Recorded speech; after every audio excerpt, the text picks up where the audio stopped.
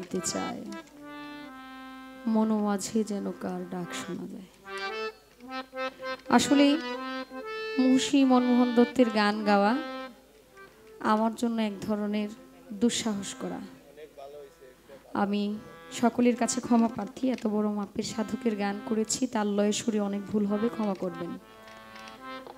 শ্যামের ধারায় যিনি গান করলেন, একটু ভিন্ন রকম প্রশ্ন করি। এখন আর ওইভাবে না, আমাকে ক্ষমা করবেন, আমি আসলে বিষয়গুলো একটু বুঝি কম, নতুন শিখতেছি তো, শিখা জানার বোঝার তো আর শেষ নেই, আমাকে ক্ষমার চোখে দেখবেন। গান শুনলাম, প্রেমের একটা গান। জিজ্ঞেস করা হচ্ছে আমার রাধা কি অবস্থায় আছে, রাধাকে না দেখলে আমার ভালো লাগে না। ঠিক তেমনি ভাবে রাধাও যদি কৃষ্ণকে না দেখে তার ভালো লাগে না। প্রেম হলো এমন একটা জিনিস যেখানে কান্না আসবেই, কান্না থাকবেই। প্রেম করতে হলে আগে অনেক কিছুর প্রয়োজন হয়। এখানে রাধাকে দেখার একটা আকুতি মিনতি বা রাধার সাথে কিছু আলোচনা হয়েছিল শ্রীকৃষ্ণের, শ্রীকৃষ্ণ মহাপ্রভু যে বনের মধ্যে উনি কথা বললেন, সেই বনের মধ্যে আমি বাউল ওয়ালিদ মিয়া সাহেব উনি যে গানটা করেছেন, ওই গানের পাশ থেকে একটা পয়েন্ট, একটা কথা রাখতে চাই। এটা খুব উচ্চ মাপের কথা, যদিও আমার এইভাবে জিজ্ঞেস করা ঠিক হচ্ছে না, তাও করছি। আপনার গানের মধ্যে শুনলাম যে বনের মধ্যে অনেক কথা বলেছে, একসাথে বসে অনেক সময় কাটিয়েছে, সেই জায়গার মধ্যে, সেই বনের মধ্যে রাধা শুধু, আমরা বলি না মেয়েরা কাঁদে বেশি বা রাধার কান্না বেশি, প্রকৃতপক্ষে এমন না। শ্রীকৃষ্ণ মহাপ্রভু ওই বনের মধ্যে, যেই বনের মধ্যে বসে আলোচনা করেছিল, সেই বনের মধ্যে এক পর্যায়ে কথা বলতে বলতে শ্রীকৃষ্ণ মহাপ্রভুর চোখ দিয়ে এক ফোঁটা জল পড়েছিল। এক ফোঁটা জল যখন পড়ে যায়, তখন ওই জল থেকে একটা জিনিসের সৃষ্টি হয়, একটা বস্তুর সৃষ্টি হয়। আপনার গানে যে বনের কথা বলা হয়েছে, ওই বনের পাশে বসে যখন রাধাকৃষ্ণ কথা বলতেছিল, কথার ফাঁকে হঠাৎ করে শ্রীকৃষ্ণ মহাপ্রভুর চোখ দিয়ে এক ফোঁটা জল বের হয়ে যায়। সেই এক ফোঁটা জল থেকে একটা বস্তু সৃষ্টি হয়, সেটা এখন পর্যন্ত আছে, অনেকে সেটা পরিদর্শন মানে ওটা দেখতে যায়। আমার একটু জানার বিষয় থাকবে, যিনি শ্যামের ধারায় গান করছে, আসলে যে বনের কথা আপনি বললেন, এই বনের মধ্যে ঘনিষ্ঠভাবে আলোচনা করতেন, কথা বলতেন, আসলে সেই বনের মধ্যে যে শ্রীকৃষ্ণ মহাপ্রভুর এক ভাইজান 500 টাকা দিয়েছেন, ওনার প্রতি সালাম রাখছি। তো যে বনের মধ্যে কথা বলেছিল, কথার প্রসঙ্গে একটু কথা বলতে গিয়ে, প্রেম আলাপ করতে গিয়ে শ্রীকৃষ্ণ মহাপ্রভুর চোখ থেকে এক ফোঁটা জল বের হয়ে, জলটা পড়ে সেই জলটা থেকে একটা বস্তুর সৃষ্টি হয়। এটা এখন পর্যন্ত আছে, আমার একটু জানা দরকার আসলে এটা কি পড়েছিল এবং ওই জল থেকে কি সৃষ্টি হয়েছিল, এখন পর্যন্ত আছে, ওইটা আসলে কি, এই বিষয়টা একটু ছোট্ট করে জানতে চাই। কারণ কথাটা খুব ছোট করে জানতে চাইলেও এর ঘটনা অনেক বেশি। আমি রাধার ভূমিকা থেকে, রায়ের ভূমিকা থেকে একটি গান গাইছি। ধন্যবাদ।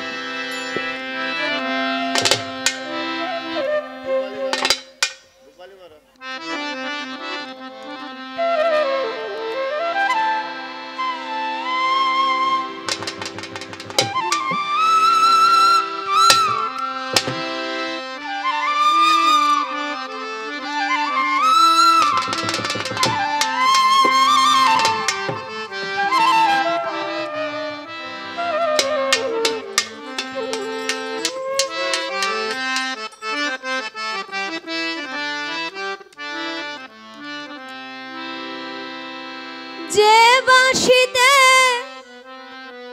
মন নিয়াছে,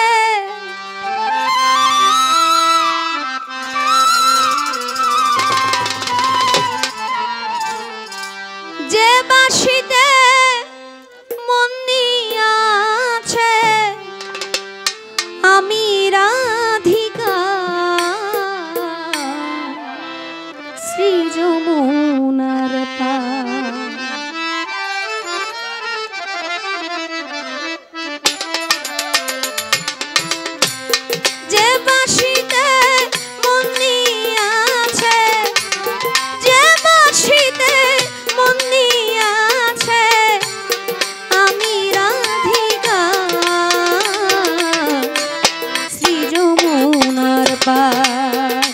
বাঁশি বাজবে নি গো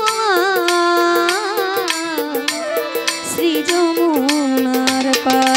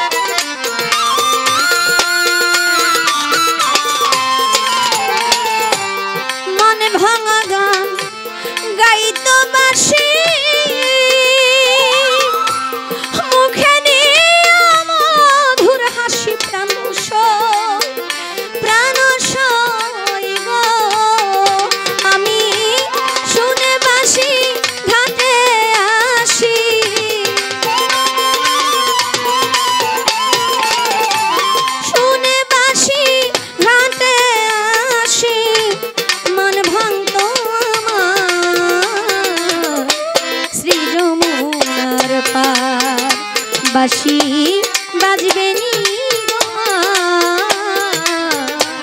শ্রী যমুনার পার।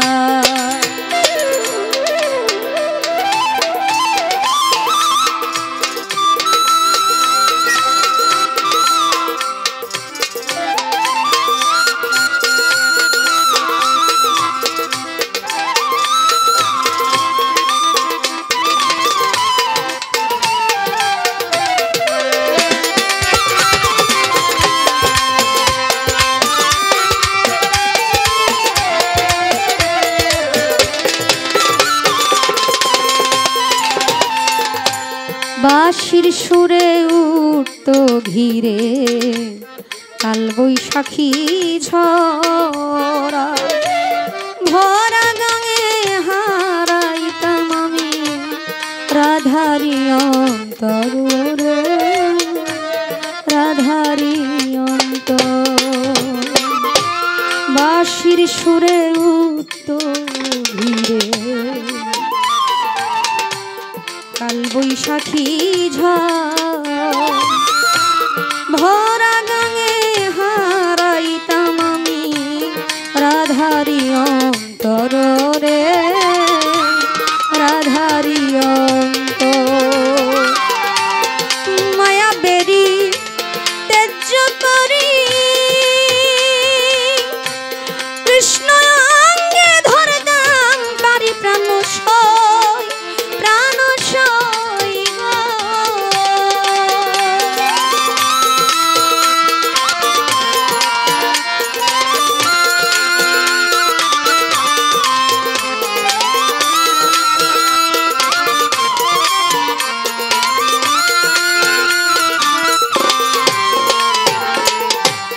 মায়া বেরি তেজ করি আমি কৃষ্ণ অঙ্গে ধরতাম পারি প্রাণ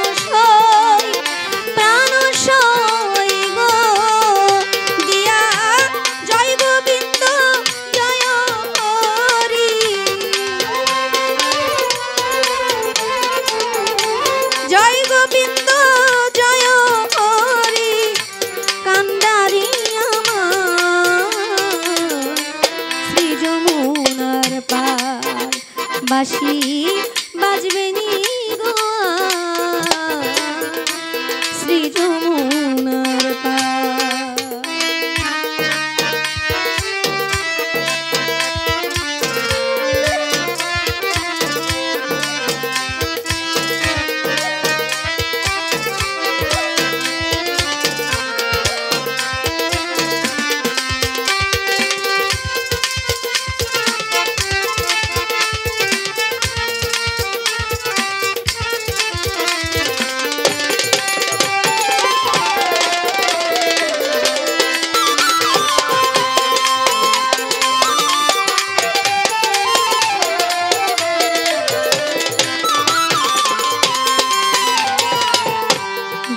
পথে হাটিয়া যাইতো চলন বাঁকা দিয়া, সে পথে দাঁড়াইয়া থাকতাম তিলক চন্দন লইয়া রে, তিলক চন্দন লইয়া। যে পথে হাটিয়া যাইতো চলন বাঁকা দিয়া,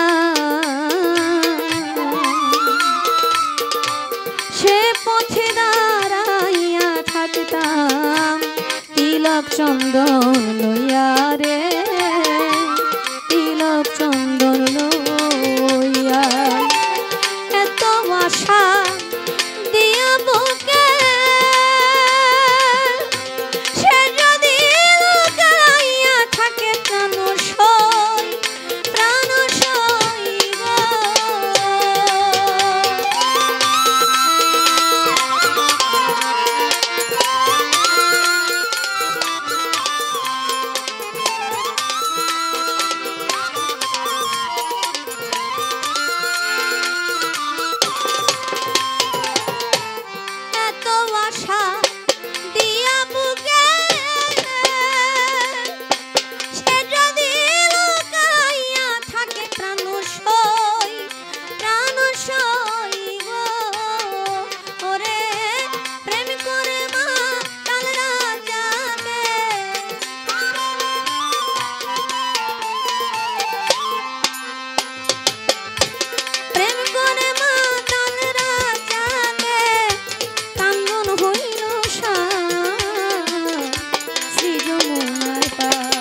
বাঁশি বাজবে নি গোয়া শ্রী যমুনার পার।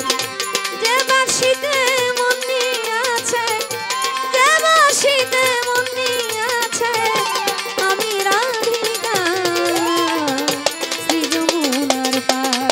বাঁশি বাজবে নি গোয়া শ্রী যমুনার পার, বাঁশি বাজবে নি গোয়া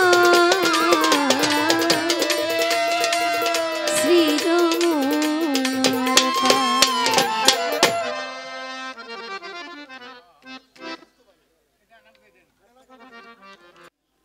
শিপন শাহর ছেলে 100 টাকা দিয়ে দোয়া করলেন। পাক সুবহানাল্লাহ।